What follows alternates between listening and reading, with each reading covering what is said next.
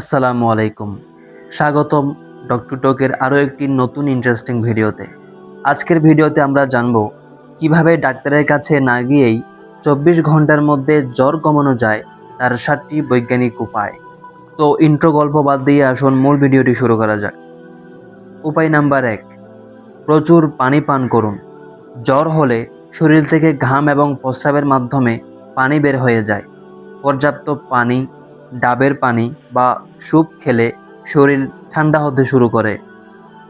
উপায় নাম্বার 2, ভেজা কাপড় বা ঠান্ডা পানির স্পঞ্জিং। কপাল, গলা এবং বগলের নিচে ঠান্ডা ভেজা কাপড় রাখলে শরীরের তাপমাত্রা কমতে শুরু করে। উপায় নাম্বার 3, হালকা কাপড় পরিধান করুন। ভারী কাপড় বা কম্বল ব্যবহার করবেন না। শরীর যেন সহজে ঘাম বের করতে পারে তার ব্যবস্থা করুন। উপায় নাম্বার 4, ভিটামিন সি সমৃদ্ধ খাবার প্রচুর পরিমাণে খান। কমলা, লেবু, মাল্টা, পেয়ারা ইত্যাদি খান। ভিটামিন সি রোগ প্রতিরোধ ক্ষমতা বাড়ায় এবং ভাইরাসের বিরুদ্ধে দ্রুত কাজ করে। উপায় নাম্বার 5, আদা, মধু বা তুলসী পাতার পানি পান করুন। আদা শরীর গরম করে ভাইরাস প্রতিরোধে সাহায্য করে।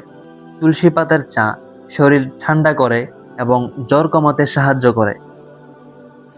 উপায় নাম্বার 6, যথেষ্ট বিশ্রাম নিন। ঘুম শরীরের ইমিউন সিস্টেমকে শক্তিশালী করে। অন্তত 8 ঘন্টা ঘুম অবশ্যই জরুরি। উপায় নাম্বার 7, প্যারাসিটামল সঠিকভাবে গ্রহণ করুন। ডাক্তারের প্রেসক্রিপশন অনুযায়ী বা সাধারণ নিয়মে 500 মিলিগ্রাম থেকে নিয়ে 1000 মিলিগ্রাম পর্যন্ত প্যারাসিটামল খেলে তাপমাত্রা দ্রুত নেমে আসে। তবে অতিরিক্ত প্যারাসিটামল গ্রহণ করা বিপজ্জনক হতে পারে। বিশেষ সতর্কতা: যদি জ্বর 3 দিনের বেশি থাকে, শরীর কাঁপুনি, শ্বাসকষ্ট বা খিঁচুনি থাকে, শিশু বা বয়স্কদের জ্বর হয়, তবে সঙ্গে সঙ্গে ডাক্তারকে দেখাতে হবে। বন্ধুরা, এ ছিল 7টি বৈজ্ঞানিক উপায়ে জ্বর কমানোর টিপস। আশা করি ভিডিওটি আপনাদের কাজে আসবে। যদি ভিডিওটি ভালো লাগে তাহলে লাইক, কমেন্ট আর শেয়ার করতে ভুলবেন না। আর হ্যাঁ, স্বাস্থ্য বিষয়ক এমন আরও ভিডিও পেতে চাইলে এখনই ডক্টর টক চ্যানেলকে সাবস্ক্রাইব করুন।